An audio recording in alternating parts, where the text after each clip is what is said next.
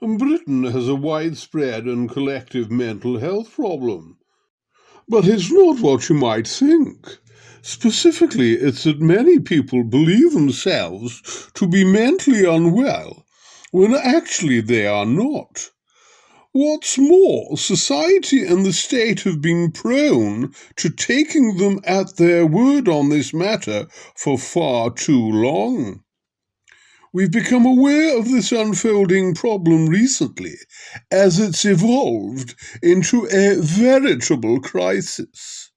It's at once a financial crisis, one that now costs the taxpayer and the Treasury billions in welfare payments, while it's also a still evolving human crisis.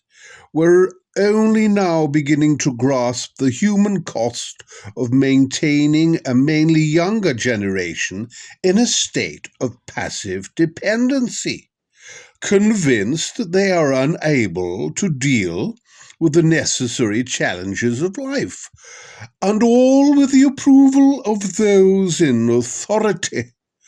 Wokery helped to popularize and cement the notion that all opinions and viewpoints are of equal worth. We at The Spectator therefore should be grateful that the Conservative have announced plans to tackle the immediate fiscal emergency, at least. Helen Whately, the Shadow and Work and Pension Secretary, says that those with common mental health conditions or some unremarkable behavioral patterns shouldn't be receiving sickness benefits.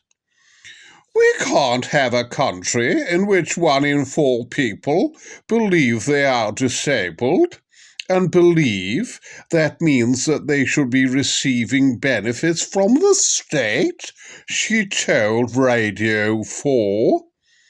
You shouldn't be receiving sickness benefits if you have a common mental health disorder, something like anxiety, mild depression, and some behavioral conditions like ADHD.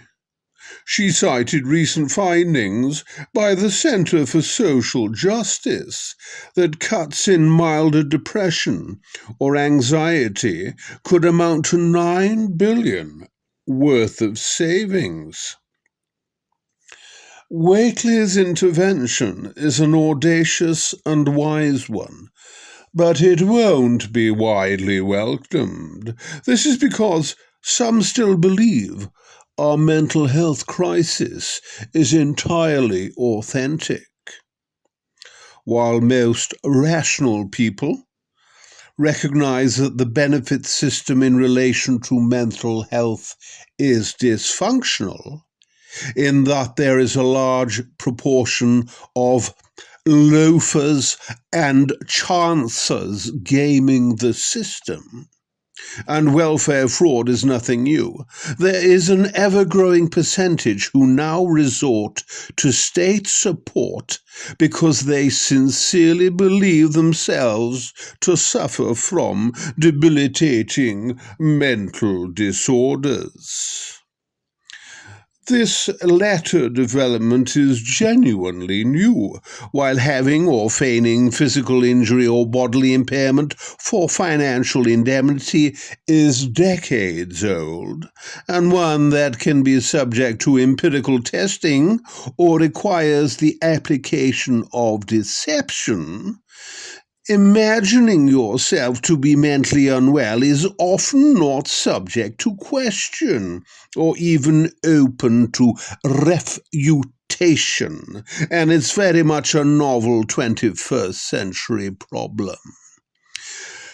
That we aren't witnessing the recognition of previously undiagnosed or overlooked medical conditions, but rather a change in our culture, a social contagion akin to the previous profusion of transgender ideology is obvious by the fact our mental health crisis epidemic followed in the wake of the lockdown years of 2020 to 21.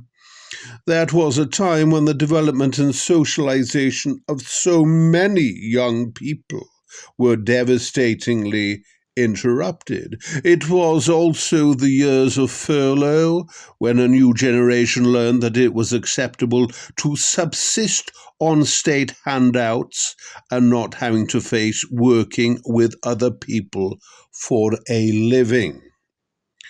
Yet the lockdown years were also visited on a generation fully in thrall to a therapeutic ethos of human fragility and now a burgeoning woke ideology, in drawing much of its intellectual ballast from the postmodern theory that knowledge is ineluctably relative. Wokery helped to popularize and cement the notion that all opinions and viewpoints are of equal worth.